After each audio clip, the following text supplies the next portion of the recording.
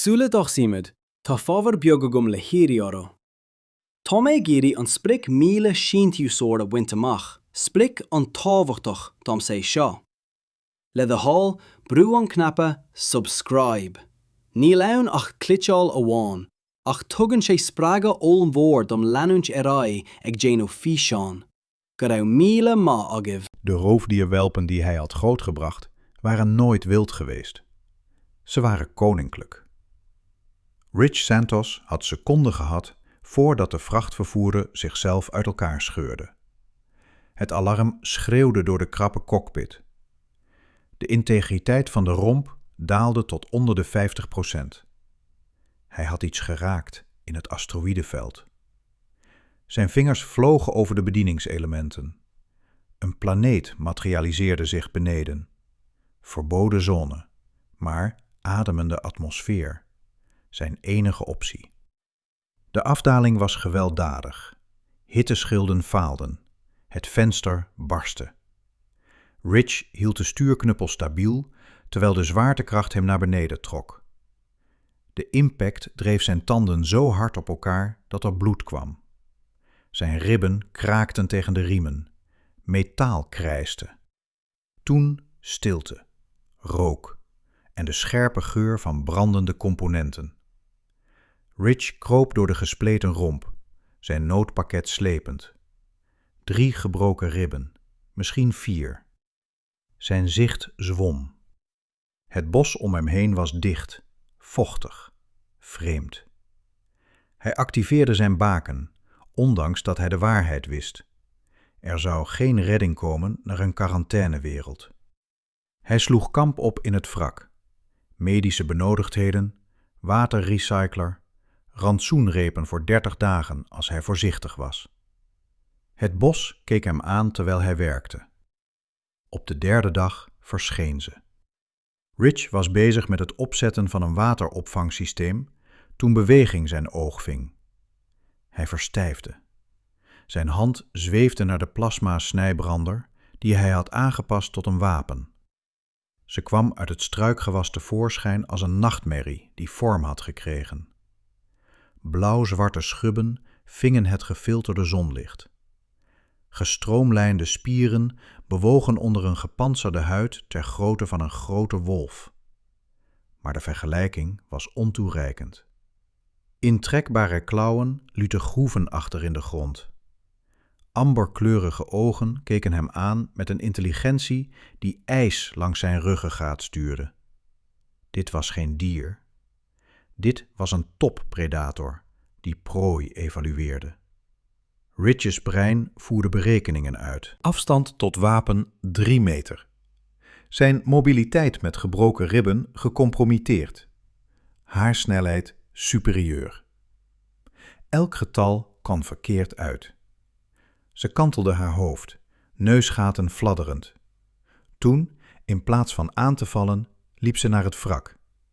Haar aandacht verschoof naar de smeulende motor, de verspreide voorraden, nieuwsgierig. Rich ademde langzaam uit. Rustig, ik ga je geen pijn doen. Ze wierp een blik op hem, keerde toen terug naar haar onderzoek. Toen ze zijn medische benodigdheden naderde, verplaatste Rich zijn gewicht. Ze stopte onmiddellijk met kijken. Hij reikte in zijn tas en haalde een rantsoenreep tevoorschijn. Haar ogen volgden de beweging. Rich pakte hem langzaam uit, brak een stuk af en gooide het in haar richting. Ze naderde voorzichtig, rook eraan, nam het toen tussen scherpe tanden, kauwde, slikte. Die amberkleurige ogen keken hem weer aan en iets in haar houding veranderde. Minder jager, meer overweging. Ja, zei Rich, ik heb meer, maar je moet me laten ademen. Het patroon vestigde zich over dagen. Ze verscheen zonder waarschuwing, soms uren blijvend, soms verdwijnend in het bos. Rich praatte constant tegen haar. Eenzaamheid eiste het. Haar oren draaiden om zijn stem te volgen. Haar hoofd kantelde als hij vragen stelde. Op de 8e dag verscheurde geschreeuw de nacht. Rich schrok wakker van het geluid van iets dat stierf. Hij greep de plasma-snijbrander en strompelde uit zijn schuilplaats.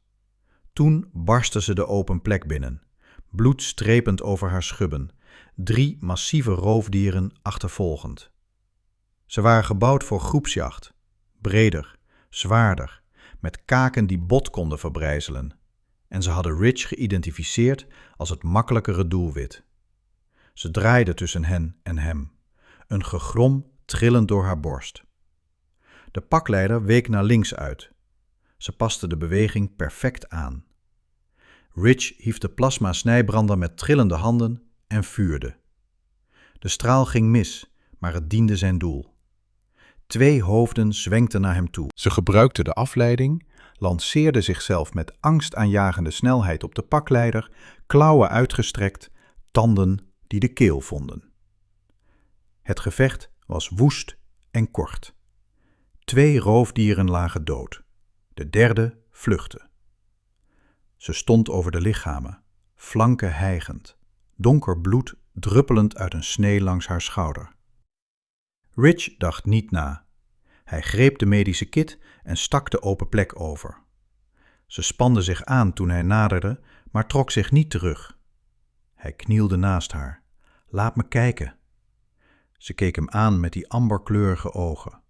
Berekenend, beslissend. Toen ontspande ze zich langzaam, liet hem de wond schoonmaken om de gel aan te brengen.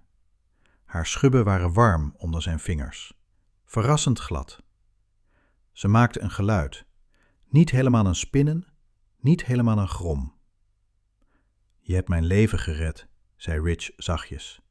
Ik ben je verschuldigd. Hun ogen ontmoetten elkaar. Begrip ging tussen hen, woordeloos en absoluut.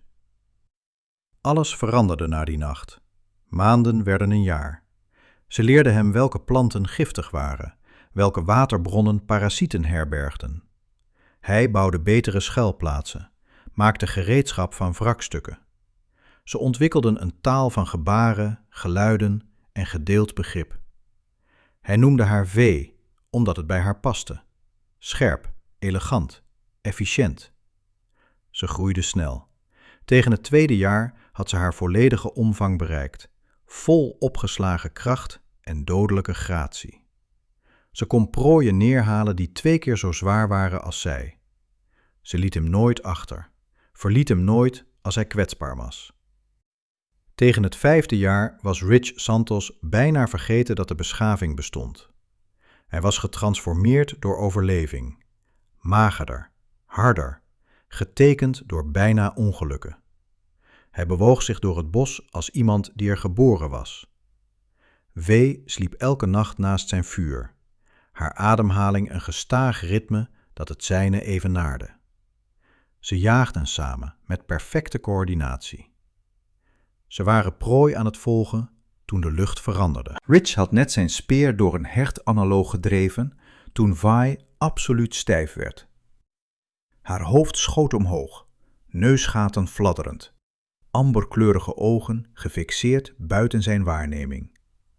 Toen hoorde hij het. Motoren. Meerdere, krachtige, steeds luider. Het bladerdak van het bos barstte open met briljant licht toen schepen daalden. Gestroomlijnde vaartuigen in agressieve kleuren, behangen met wapens, bewegend met militaire precisie. Rich's hart hamert. Redding na 5 jaar. Maar dit waren geen menselijke ontwerpen. Vi plaatste zich tussen Rich en de landingszone, haar hele lichaam trillend van spanning. Het schip landde in een open plek, hellingen uitgeschoven. Figuren kwamen in formatie tevoorschijn. Ze leken op haar, tweevoetig, geschubt, bewegend met diezelfde roofzuchtige gratie.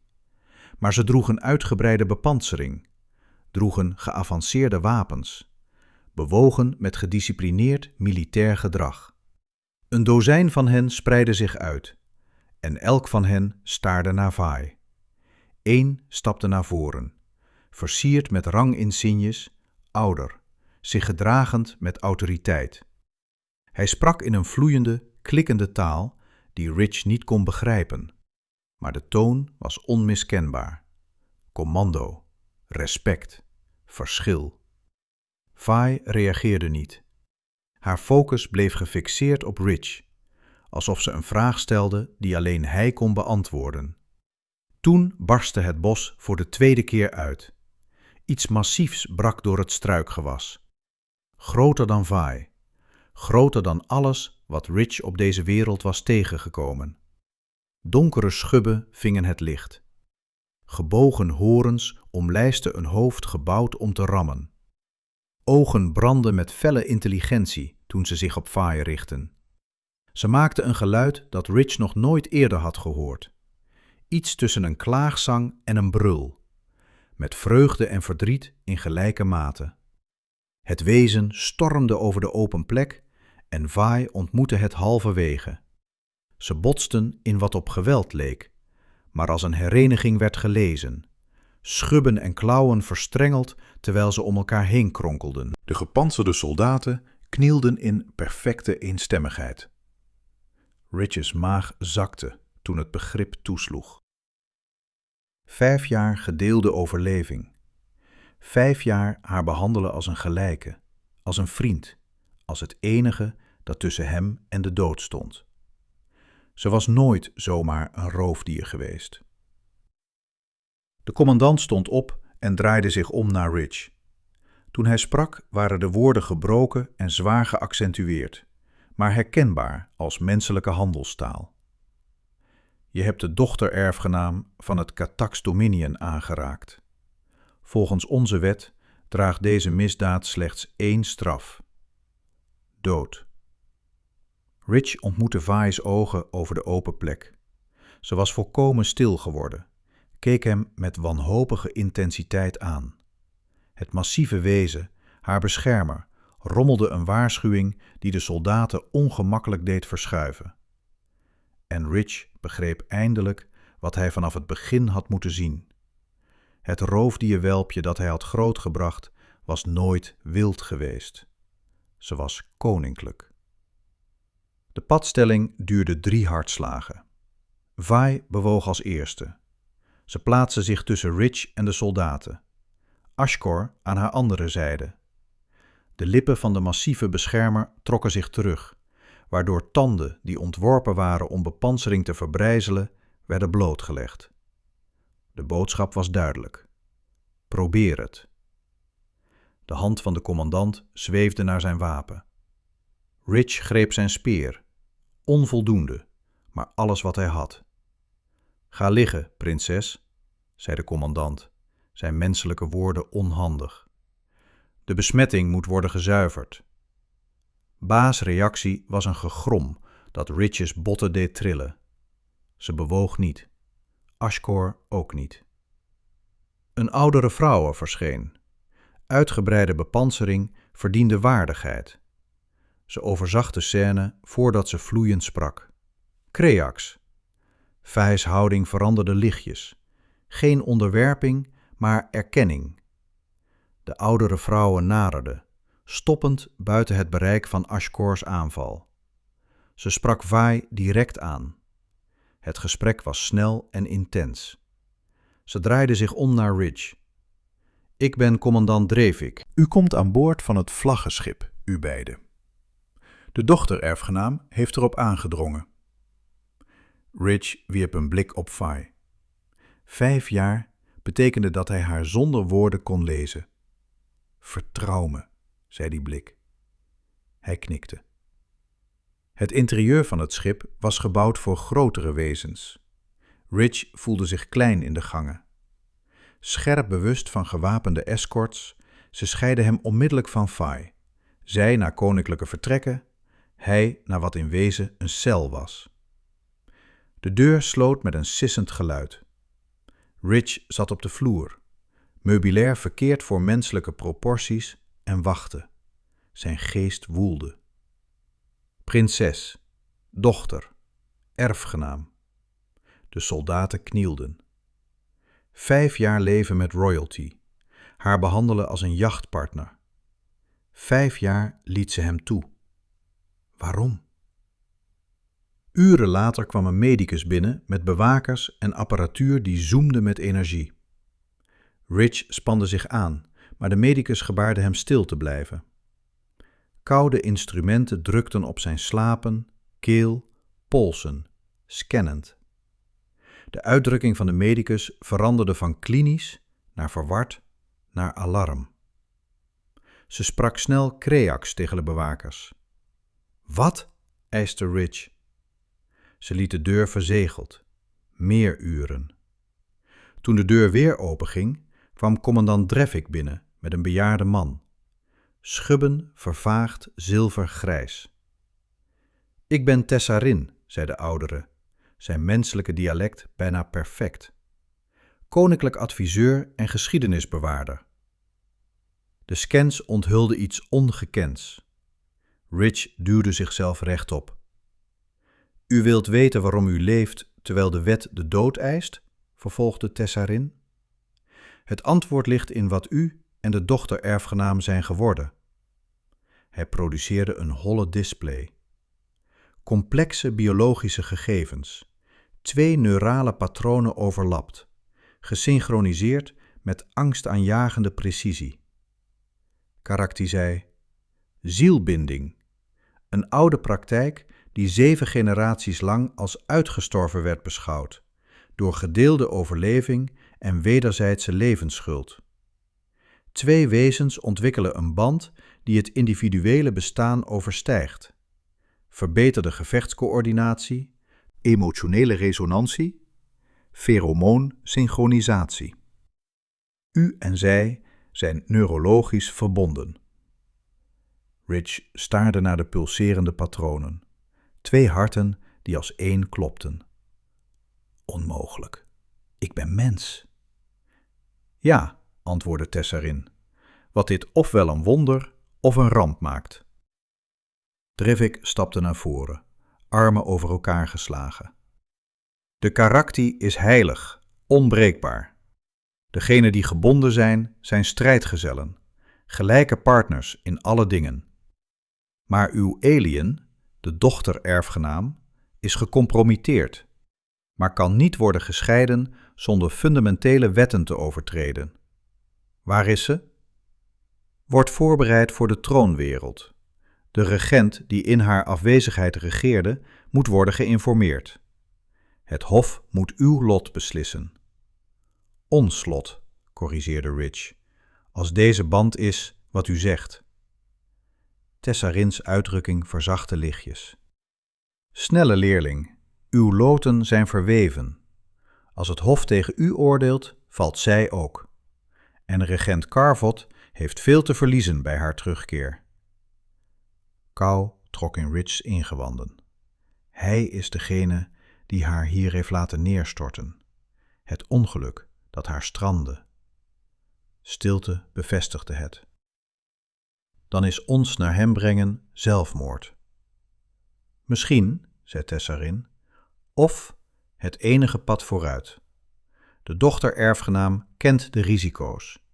Ze heeft ervoor gekozen ze met u onder ogen te zien. Ze brachten hem naar haar kwartieren tijdens de scheepsnacht. Vaza stond bij een patrijspoort, kijkend naar sterren die voorbijgleden. Ze droeg gedeeltelijke regalia. Formele omhulsels bedekten haar romp, armen en schouders waren bloot. Haar schubben vingen sterrenlicht, blauw-zwart en iriserend. Haar haar viel in bleke golven over haar rug. Ze draaide zich om.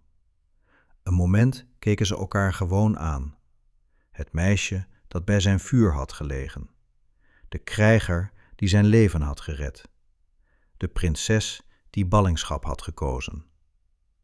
Vaza, zei hij. Ze stak in 3 stappen naar hem toe. Haar hand raakte zijn borst aan, over zijn hart. Controleren, altijd controleren. Hij was heel.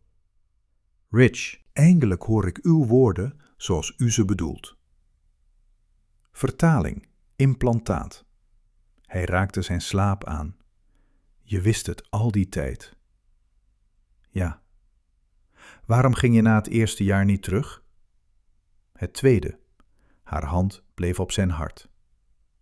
Ik was stervende toen Ashkore en ik werden aangevallen. bloedend, gebroken, bedoeld om te vergaan zoals mijn oom had gepland. Je vond me, voedde me, verzorgde mijn wonden toen je nauwelijks kon staan. Je was niets verschuldigd, gaf alles. Je hebt me gered van pakjagers, nadat je me al had gered, counterde ze. Levensschuld, in mijn cultuur, in mijn bloed. Ik kon niet vertrekken voordat het was afbetaald. En toen werd het meer. Rich bedekte haar hand met de zijne. Haar schubben waren warm, vertrouwd. Ze brengen ons naar iemand die je dood wil. Carvot vreest wat ik vertegenwoordig. Hij regeert al 5 jaar, is comfortabel geworden. Mijn terugkeer bedreigt alles. Hij zal proberen ons te vernietigen. Dan gaan we niet. Ze glimlachte. Scherpe tanden, roofzuchtig vermaak. Zou je een oorlogsschip stelen en met me vluchten? Ik doe erger om je veilig te houden. Haar andere hand omklemde zijn kaak. Klauwen, voorzichtig, teder, ondanks hun dodelijkheid. Daarom is de band gevormd. Daarom accepteert Ashkore je. Daarom laten de scans zien wat ze laten zien. Jij bent mijn schild, Rich Santos. Ik ben uw zwaard. Samen zijn we onbreekbaar. Uw volk zal het niet zo zien. Dan zullen we ze laten zien. Ze leunde voorover. Haar voorhoofd raakte het zijne. Het gebaar was 1000 keer vertrouwd bij het vuurlicht, maar nu, met begrip, droeg het een ander gewicht. Het hof zal bewijs eisen, vervolgde Faza, terwijl ze zich een beetje terugtrok. Carvot zal beweren dat ik besmet ben, ongeschikt om te regeren. Hij zal proberen je te executeren om de band te verbreken en mijn legitimiteit weg te nemen. Wat is ons plan? Oud recht. Indien uitgedaagd roep ik een rechtszaak door moed in. Een test om de authenticiteit van de band en uw waardigheid te bewijzen. Bloedhandschoen noemden ze het. Niemand overleefde het in 3 generaties. Rich bestudeerde haar gezicht. Schalen die markeringen of natuurlijke patronen konden zijn. Ogen die zowel intelligentie als roofzuchtig instinct bevatten. Wat zijn de kansen? Voor een koebakskrijger, slecht. Voor een mens, zo erg. Haar glimlach werd woest. Carvot is arrogant. Onderschat je volledig. Hij ziet een zwakke alien die in het fortuin is gestruikeld. Ziet niet wat ik zie. De man die 5 jaar op een dodelijke wereld heeft overleefd. De strateeg die leerde apex-predatoren te jagen. De vechter die me beschermde toen ik kwetsbaar was. Ik had hulp. Ja, en je zult weer hulp krijgen. Ze gebaarde naar het patrijspoort. Ashkor accepteerde je. Ongehoord. Koninklijke wachters binden zich alleen aan hun aangewezen last. Dat hij je aanwezigheid tolereert. Naast me vocht om je te beschermen. Spreek boekdelen voor degenen die begrijpen. Zal het genoeg zijn? Het zal moeten. Een bel klonk. Naderingswaarschuwing. Faza's uitdrukking verstrakte. Veranderde van metgezel in iets koninklijks en gevaarlijks. Als we landen, zal Carvot spelletjes spelen. Proberen ons te scheiden, ons te vernederen, ons te breken voor het hof. Je moet me vertrouwen, Rich, zelfs als het lijkt dat ik je heb verlaten. Ik vertrouw je al 5 jaar. Ik stop er nu niet mee. Ze bewoog zich nog een laatste keer naar hem toe. Haar hand vond haar schubben tegen huid, warmte tegen warmte. Laat ons dan mijn volk laten zien wat er gebeurt als ze de kinderen van de aarde onderschatten. Het schip schudde, de atmosfeer binnenkomend. Door het patrijspoort kwam de troonwereld op. Een planeet van torenspitsen en valleien, steden verspreid als georganiseerde chaos. Ergens daar beneden wachtte een regent om hen beiden te doden. Rich kneep Fisha's hand eenmaal, liet haar toen los. Ze hadden werk te doen. De troonstad Carneath strekte zich onder hen uit, vol scherpe hoeken en verdedigingsposities. Het landingsplatform stak uit een centrale torenspits. Het vlaggenschip zakte door het patrijspoort. Rich telde honderden verzamelde hovelingen die allemaal toekeken. Trevik kwam binnen. De regent wacht dochter Lucht met alle eer. Mens, je loopt ongezien achteraan. Fischa knikte. Eerst politiek. De helling daalde. Hitte spoelde over hen heen. Vaza stapte in het licht en de menigte barstte uit in ritmische roep en antwoord. Rich volgde. Ashkar liep naast Vaza, straalde dreiging uit. Regent Karvot stond aan het einde van het platform, breed geschouderd, met een kroon die de zon ving. Zijn glimlach was vol tanden. Dochter erfgenaam, het Dominion verheugt zich over uw wonderbaarlijke terugkeer. Vaza boog haar hoofd. Minimale respect. Regent Karvot, uw rentmeesterschap is opgemerkt. De menigte rimpelde van amusement. Eerste bloed getrokken. Karvots blik gleed naar Rich. En je brengt een huisdier mee. Hoe schilderachtig. Rich hield zijn uitdrukking neutraal. Deze mens heeft koninklijk bloed aangeraakt, vervolgde Karvot. Hij heeft de dochter erfgenaam besmet. Volgens de wet zou hij geëxecuteerd moeten worden. Vaza's stem sneed er doorheen. Volgens de wet is hij beschermd. De kerktont is heilig. De karakti is uitgestorven, een mythe. Wat u beweert is een aberratie. Test het dan. Stilte. Vaza had zijn bluf genegeerd. Karvots glimlach keerde sterker terug. Zeer wel. Ik roep een tribunaal van bloed in. Het hof zal deze band onderzoeken. Indien vals, sterft de mens. Indien waar, moet hij zichzelf bewijzen, door een rechtszaak door moed. Vaza's hand bewoog, subtiel. Ze had dit verwacht. Ik accepteer. Het hof barstte uit in discussie. Karvots uitdrukking veranderde van triomf naar berekening. Hij had de openingsset gewonnen, maar iets in Vaza's zelfvertrouwen stoorde hem. Ze scheidden hen weer. Vaza naar de koninklijke vertrekken, Rich naar een cel, Ashko naar de bewakershokken.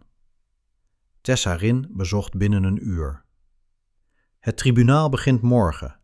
Ze zullen zoeken naar elke excuus om de band ongeldig te verklaren. Zullen ze erin vinden? Nee, maar Karvot zal aandringen op de rechtszaak. Hij gelooft dat het zijn weg is om je te elimineren. Wat is deze rechtszaak precies? Tessarin toonde een arena, oud, verweerd, bevlekt met geweld. 3 uitdagingen. Gevecht tegen een gekozen krijger. Overleven tegen een oorlogsdier. En tenslotte, jij en de dochter erfgenaam die samen vechten tegen een superieure kracht. Niemand overleeft. Niet in levende herinnering. Rich bestudeerde de arena. Lette op terreinkenmerken, oude overlevingsgewoonten. Je kijkt er tactisch naar, observeerde Tessarin. Alles is tactisch als je het goed benadert. De dochter erfgenaam koos goed, maar Karvot zal niet eerlijk spelen. Hij orchestreerde haar dood eens. Let op verraad. Ik heb 5 jaar op een wereld doorgebracht die ontworpen was om me te doden. Ik weet van verraad. Het tribunaal was theater. Rich stond in een cirkelvormige kamer, omringd door rechters en hovelingen. Vaza zat erboven, verboden te spreken. Ze voerden de scans uit, toonden de gegevens, brachten experts mee om te getuigen over de karakti. Het bewijs was overweldigend. Karvot keek naar alles. De hoofdrechter sprak. De band is echt. Volgens de wet kan de mens niet zonder reden worden geëxecuteerd. Karvot stond op. Dan roep ik de rechtszaak door moed in.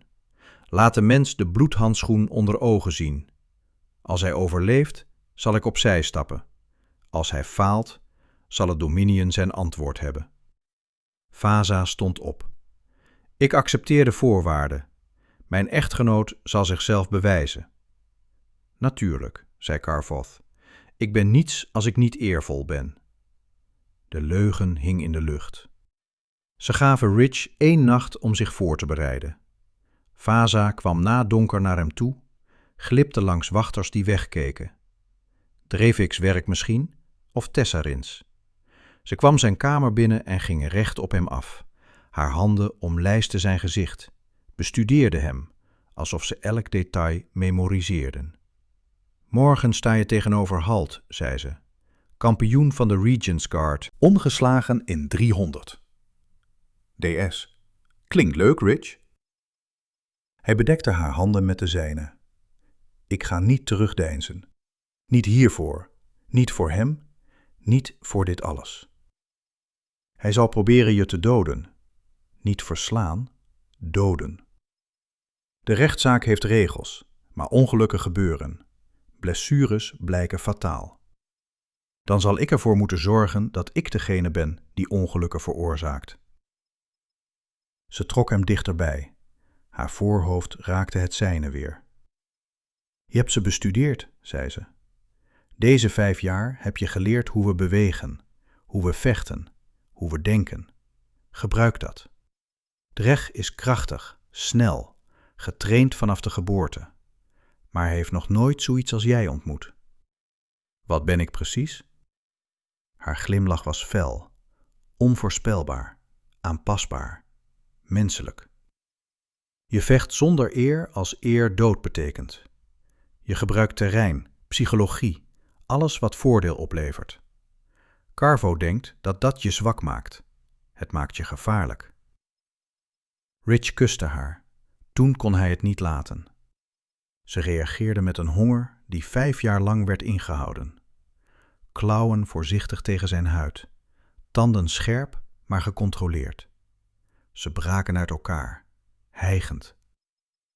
Na morgen, zei hij, ervan uitgaande dat ik overleef. Als je overleeft. Als ik overleef, zullen we een serieus gesprek hebben over dit bandding.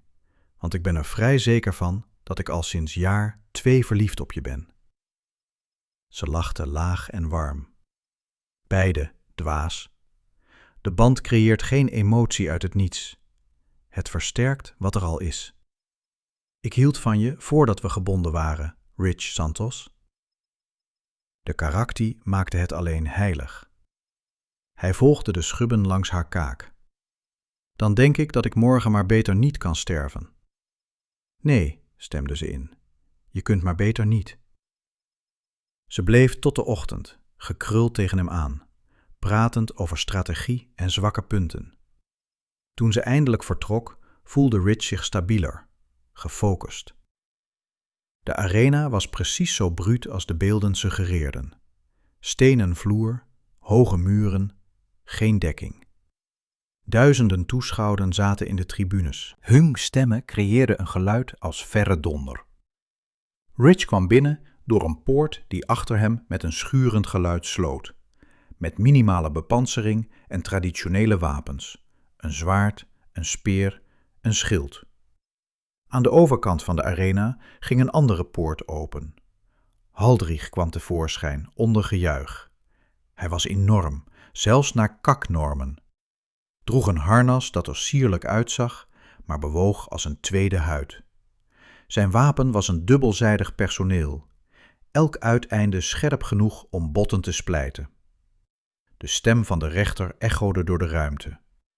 Eerste rechtszaak, gevecht tot overgave, uitschakeling of dood. Begin. Haldrich chargeerde. Rich liet het schild vallen en rende, niet naar zijn tegenstander, maar naar de arenamuur.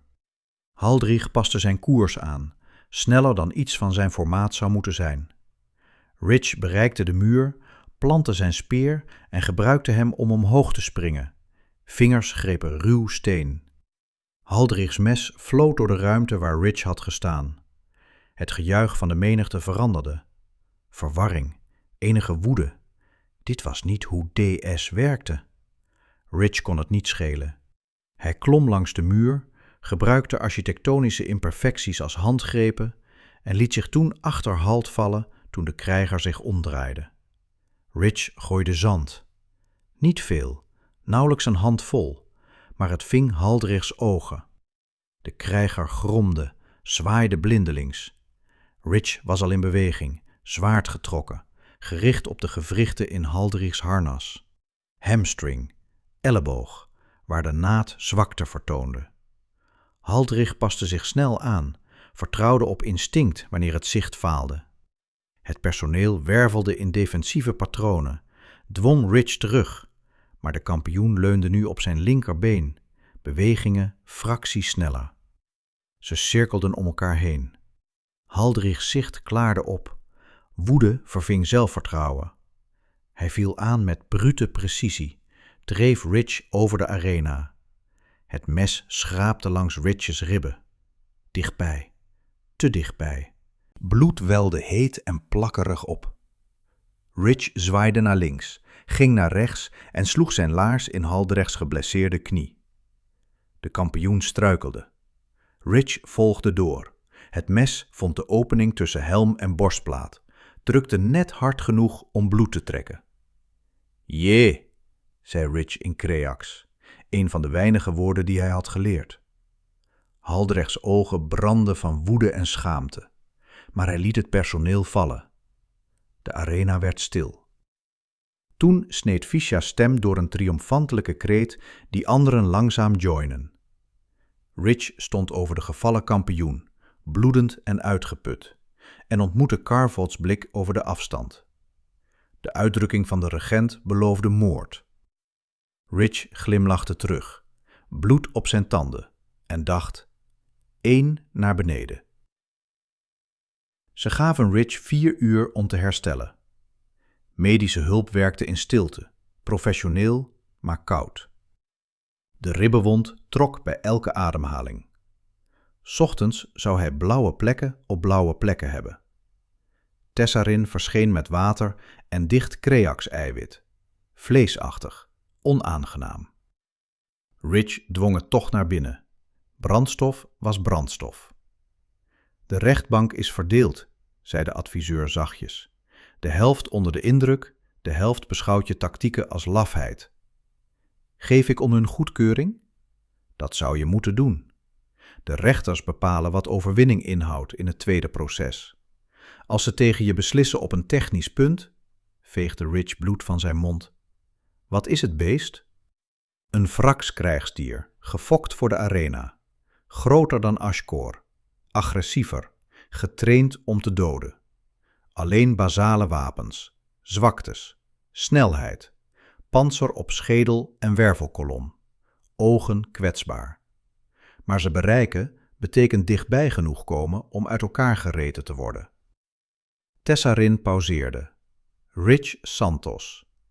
Niemand verwacht dat je overleeft. Er is geen schande in overgave. Is er overleving in overgave? Dan ben ik niet geïnteresseerd in schande. De arena was aangepast. Obstakels bezaaiden de vloer. Pilaren, muren, verspreide wapens. De wrecks kwamen uit een massieve poort. Nachtmerrie gemaakt van vlees. 4 poten met klauwen die steen kerfden. Een kop, grotendeels kaak, stekels langs de rug, gevechtsgetekende huid. Dit ding had eerder gedood. Tweede proces. Overleven of sterven begint.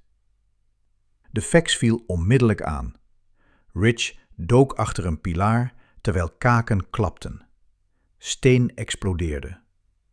Het wezen draaide zich om, volgde hem al. Rich rende, gebruikte obstakels, dwong de wrecks om te draaien, verbrandde zijn energie. Het beest brulde, sloeg door een muur. Rich greep 2 speren van een rek, gooide er 1 naar het gezicht van de vrek. Het ketste af op het gepantserde schedel. De tweede hield hij vast, zijn houding instellend. Op het laatste moment rolde Rich. De momentum van de wrecks droeg het voorbij. Hij dreef de speer in zijn achterwerk, waar het pantser gaf. Het beest schreeuwde en draaide zich om. Zijn staart ving hem. Hij vloog, raakte een pilaar, Iets brak in zijn schouder. De speer zat nog steeds ingebed. Nu had hij alleen een mes. De Frex strompelde naar hem toe, ogen vol woede. Geen wilde aanvallen meer leren. Rich dwong zichzelf overeind. Het pantser van het beest was ondoordringbaar. Snelheid gecompromitteerd, maar superieur. Kracht?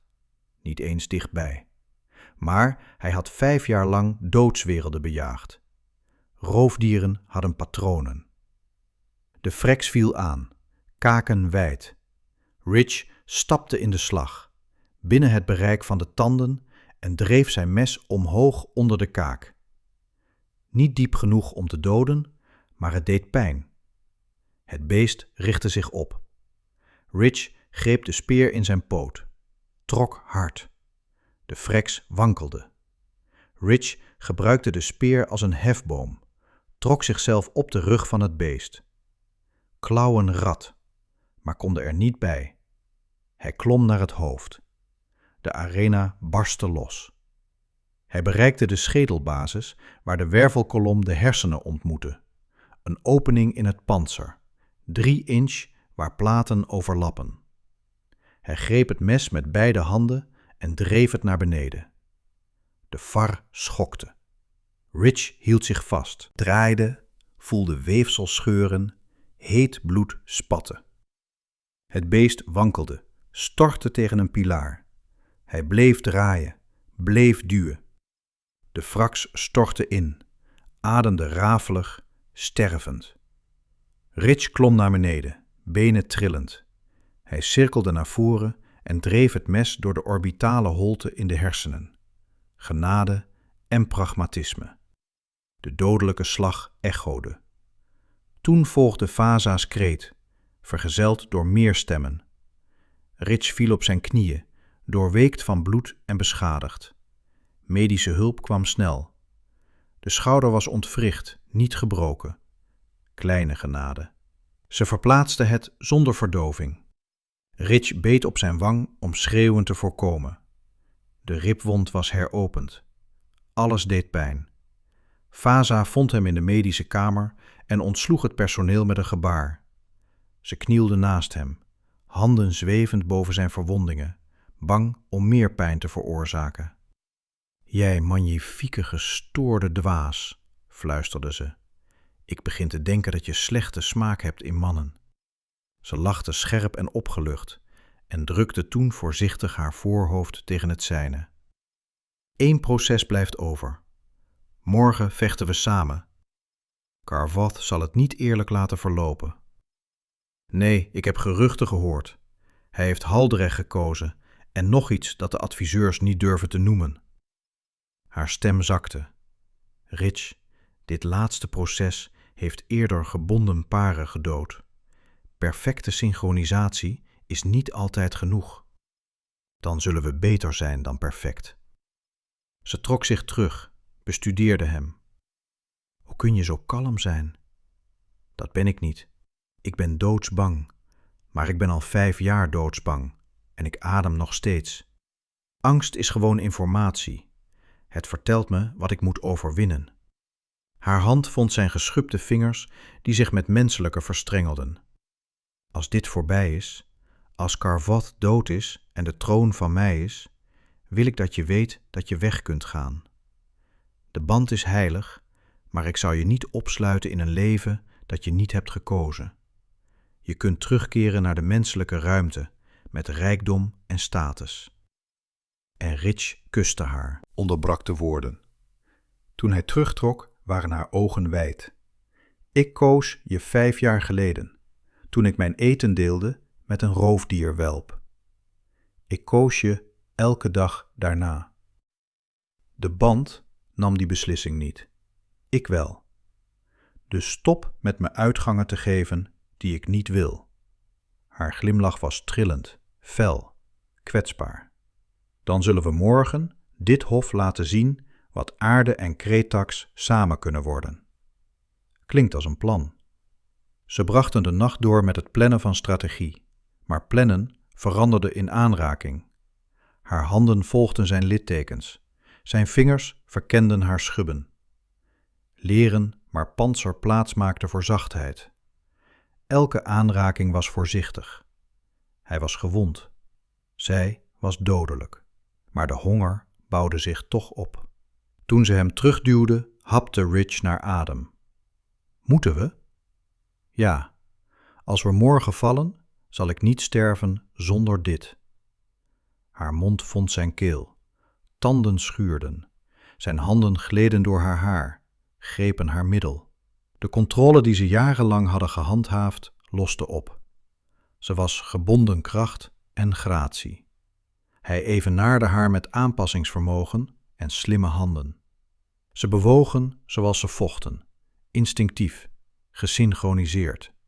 Haar klauwen lieten sporen achter. Zijn tanden vonden haar nek. Toen zij hem in zich trok, werd Rich's zicht wit. Daarna lagen ze verstrengeld, hijgend, haar hoofd op zijn borst. Zijn vingers volgden haar schubben. De band? Vroeg ze. De band, maar ook gewoon wij. Ze glimlachte tegen zijn huid. Rust uit. Morgen maken we geschiedenis. Of sterven we in de poging. Dat ook. Het laatste proces werd bij zonsopgang aangekondigd. Rich en Vaza betraden samen de arena, gewapend met gematchte messen en niets anders. Ashkor ijsbeerde in een aparte kooi, grommend van frustratie dat hij was uitgesloten. Aan de overkant van de arena openden 2 poorten. Haldrech kwam uit de eerste, volledig genezen, pantserglimmend. Hij had eerder van Rich verloren en de schande brandde in zijn ogen. Dit was verlossing of dood. Uit de tweede poort kwam iets dat het publiek deed happen. Geen beest, geen krijger. Een kreax, warme 15 voet pantser en wapens, bestuurd door een van Carvoth's elite wachters. Illegaal en eerlijk gevecht. Absoluut dodelijk. Rich keek naar Vaza. Ze keek terug. In dat moment van gedeeld begrip zag hij alles. Haar woede over het verraad, haar angst voor hem, haar vastberadenheid om toch te winnen. Samen, vroeg hij. Altijd, antwoordde ze. De stem van de rechter leek ver weg. Laatste proces. Overwinning of dood begint. Haldrech viel naar links aan. De mek hief zijn wapens naar rechts. En Rich en Vaza bewogen als één. 5 jaar overleven, gekristalliseerd in perfecte, dodelijke harmonie. Ze splitsten zich zonder discussie. Vaza ging voor Haldrech, krijger tegen krijger. Rich nam de mek, omdat iemand het moest doen. De Warmech's wapens volgden hem. Rich dook achter een pilaar, terwijl plasmabouten steen in slak veranderden. Hitte golfde over hem heen. De mek naderde. Elke stap deed de vloer erachter trillen. Vaza en Haldrech botsten in een waas van messen. Zij was sneller, hij was sterker. Beiden vochten wanhopig. Rich cirkelde, geest racend. De mek had vuurkracht, pantser, bereik, maar het was een machine. Machines hadden beperkingen. Koelventilatoren, energiesystemen, gewrichten die flexibiliteit nodig hadden. En het werd bestuurd. De operator maakte keuzes. Rich deed alsof hij naar links ging, sprintte naar rechts terwijl de wapens hem volgden. Te langzaam. De operator compenseerde voor waar hij was geweest, niet waar hij naartoe ging. Voorspelbaar. Hij greep een gebroken speer en gooide die naar de sensor array. Het ketste af, maar het hoofd van de mek zwenkte om te volgen. Afleiding. Rich sloot de afstand terwijl de aandacht verdeeld was. Plasmavuur achtervolgde hem. Hij gleed onder de benen van de mek, mes getrokken, dreef het in de blootgestelde hydraulica. Vloeistof spatte. Het been van de mek wankelde. De operator compenseerde, roteerde de romp, wapens zwenkten naar beneden. Rich greep een schild, hief het op terwijl bouten hamerden. 3 schoten. Toen brak het. Hij gooide de stukken en rende over de arena. Fasa had bloed getrokken. Halts linkerarm hing nutteloos, maar hij vocht door. Zij bloedde ook. Ze cirkelden, beiden hijgend. De Mek vond zijn voet, 1 been beschadigd, maar functioneel, wapens opladend. Toen klonk Ashkors brul door de arena. De bewaker had zich bevrijd. Hij stortte naar binnen met primaire woede op weg naar de Mek. Het publiek barstte los. Schok, opwinding, vuur. Koninklijke wachters waren heilig. De Mek draaide zich om de dreiging onder ogen te zien. Rich zag zijn opening. Hij rende van achteren, gebruikte het beschadigde been als ladder. Ashkor sloeg van voren. Klauwen vonden pantserverbindingen. Kaken grepen de wapenmontage. Het gewicht van de bewaker trok de Mek naar voren. Rich bereikte de cockpit. Door de afdekking zag hij de piloot. Jong, doodsbang. Rich aarzelde. Iemands kind. Toen zwenkte het resterende wapen naar Fasa's blootgestelde rug. Rich sloeg het mes door de afdichting. 1 keer, 2 keer, 3 keer. Het transparant brak, versplinterde. Hij reikte erdoor, greep de piloot, trok hem eruit. De krijger klauterde weg. Rich liet zich in de pilotenstoel zakken. De bedieningselementen waren vreemd, maar intuïtief. Zijn vingers vlogen, schakelden wapens uit, sloten gewrichten. De Mek schakelde uit. Hij klom eruit. Ashkor keek toe, hoofd schuin. Rich stak zijn hand uit. De bewaker snoof, drukte toen zijn massieve hoofd in Rich's palm. Donder rolde door de arena. Het publiek realiseerde zich wat ze hadden gezien. Fasa's mes vond Drek's keel. De krijger verstijfde. Geef je over, Fasa beval. Haldrech liet zijn wapen vallen. Stilte. Rich stak over naar Fasa. Ashkor aan de flank. Ze bloedden uit een dozijn wonden. Magnifiek en verschrikkelijk. Samen stonden ze tegenover Carvalds galerij. De regent stond met een gezicht vertrokken van woede. Illegaal. De bewaker maakte geen deel uit van het proces. Dit is nietig. Tessarins stem sneed er doorheen. Heilige wet is duidelijk. Koninklijke wachters mogen ingrijpen om hun gebondenen te beschermen. Ashkor heeft zijn keuze gemaakt. Het proces is geldig en de dochter-erfgenaam heeft gewonnen. Ze heeft vals gespeeld. De Mek was vals spelen. Rich riep, we hebben ons aangepast. Carvot reikte naar iets. Drevik verscheen aan zijn zijde, mes tegen zijn keel gedrukt. Andere krijgers omringden de aanhangers van de regent. Het is voorbij, Carvot, zei Drevik. Accepteer nederlaag met eer of sterf met schande. De ogen van de regent laaiden op. Toen sprong hij naar de reling, naar Fasa. Een laatste wanhopige poging. Fasa ving hem midden in de sprong. Haar mes flitste eens. Carvots lichaam kromp in elkaar. Bloed hoopte zich op. Zo eindigt verraad, zei Fasa. Bij wet en gevecht claim ik wat van mij is. De rechtbank barstte los. Sommigen in goedkeuring, anderen in schok, maar allemaal in erkenning. De kroning vond binnen een uur plaats. Tessarin produceerde de kroon, oud en zwaar.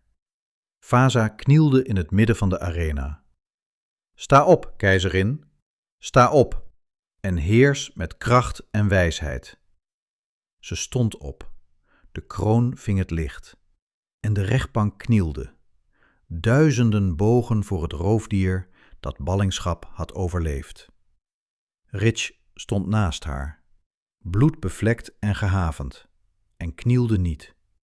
Consorten stonden als gelijken. De mens, riep iemand. Wat wordt er van de alien? Fasa wendde zich tot Rich, uitdrukking verzachtend. Dit is Rich Santos, Die me in leven hield toen alles faalde. Die onmogelijke kansen trotseerde door moed en sluwheid. Die de characterband verdiende door jaren van overleven. Hij is mijn echtgenoot, mijn strijdpartner, mijn gelijke. Iedereen die dit uitdaagt, kan ons beiden onder ogen zien. Stilte. Toen groette Drevik Rich met militaire precisie. Anderen volgden. Niet iedereen, maar genoeg. De viering duurde 3 dagen. Rich doorstond het met Vaza, leerde hofpolitiek zoals hij overleven had geleerd door observatie en aanpassing. Op de 3e nacht ontsnapte ze naar haar vertrekken, eindelijk alleen. Ze stortte op het bed, half pijn, half opluchting. Rich voegde zich bij haar, elke spier protesterend. Ik heb morgen vergaderingen met de territoriale raad. De menselijke delegatie arriveert volgende week. Rich volgde de schubben langs haar kaaklijn. Vertel hen dat ik ben neergestort, een meisje heb ontmoet en heb besloten te blijven. Ze greep zijn hand en bracht die naar haar lippen. Is dat werkelijk alles? Toeval en omstandigheden? Nee, het is keuze. Elke dag kiezen voor jou, totdat het de enige keuze werd die logisch was. Haar ogen glinsterden. Mijn vader zei, de sterkste banden worden gesmeed in vuur. Ik begreep het nooit, totdat ik een koppige mens ontmoette die zijn eten deelde met een roofdier en voorbij de tanden keek. Je was niet zo goed verborgen. Je kantelde je hoofd als je nieuwsgierig was, net als nu. En je bracht me prooien waar je de beste stukken al van had gegeten. Ze lachte, zowel gul als beledigend, zeker beide. Ze lagen in comfortabele stilte, handen verstrengeld. Buiten strekte de troonstad zich uit onder onbekende sterren die thuis begonnen te voelen. Heb je er spijt van? Vroeg Vaza. De crash, de verloren jaren. Rich dacht aan zakelijke routes, lege schepen, lege havens. Een leven dat zich verplaatste zonder ergens aan te komen dat ertoe deed. Ik stortte ooit neer, zei hij, en vond alles wat ik nooit wist dat ik nodig had. Ze schoof dichterbij, hoofd tegen zijn borst. Dat gestage ritme waar ze 5 jaar naar had geluisterd. Wat er nu komt, zal moeilijk zijn. 2 soorten die leren samenleven. Politieke oppositie. Sommigen zullen ons nooit accepteren. Dus we bewijzen ze ongelijk. Net zoals we altijd hebben gedaan. Samen. Altijd. Dagen later stond Rich op het koninklijke balkon. De stad strekte zich uit tot aan de horizon, vol scherpe hoeken en felle schoonheid. Vaza voegde zich bij hem, schitterend in formele gewaden, de kroon nu gemakkelijk rustend. Ze schoof haar hand in de zijne, schubben tegen huid. De menselijke delegatie landt morgen. Jij zou de discussies kunnen leiden, brug tussen onze volkeren. Rich overwoog het. Diplomaat, vertegenwoordiger. De titel klinkt vreemd op iemand die 5 jaar alleen maar heeft geprobeerd in leven te blijven. Maar misschien was dat het punt. Hij had het onoverleefbare overleefd. Hij had bewezen dat mensen en Cretex konden samenwerken, samen vechten, samen liefhebben. Oké, op 1 voorwaarde. Noem het. We krijgen 1 dag per maand zonder politiek. Alleen wij, Ashkor. En ergens rustig. Ze glimlachte. Deal. Hoewel Ashkor meningen heeft, alsof hij werd opgeroepen, klonk het gerommel van de wachters uit het paleis, klagend over maaltijdschema's. Waarschijnlijk is hij nu ook jouw probleem, merkte Vaza op. Ik zou het niet anders willen. Ze stonden samen terwijl de sterren tevoorschijn kwamen. 2 onwaarschijnlijke partners die verwachtingen tarten. Beneden bewogen krajaks en mensen zich door de straten, lerend om beide soorten te accommoderen. De toekomst zou rommelig, ingewikkeld, moeilijk zijn. Rich zou het voor geen goud willen ruilen. Fasa kneep in zijn hand, klaar voor wat er komen gaat. Hij keek naar haar. Roofdier en keizerin, krijger en vrouw. Het wezen dat een jong was geweest bij zijn vuur en nu sterrenstelsels commandeerde. Met jou ben ik klaar voor alles. Ergens in de nacht brulde Ashkror goedkeuring en de stad antwoordde met 1000 stemmen in harmonie. Ze waren ver gekomen, vanaf een gecrashed schip en een toevallige ontmoeting. Nog verder van de rigide grenzen die ooit hun volkeren scheiden. Maar afstand deed er niet toe, als je precies was waar je hoorde te zijn. Samen keerden ze zich af van het balkon en liepen hun toekomst tegemoet, hand in hand, geschiedenis schrijvend met elke stap.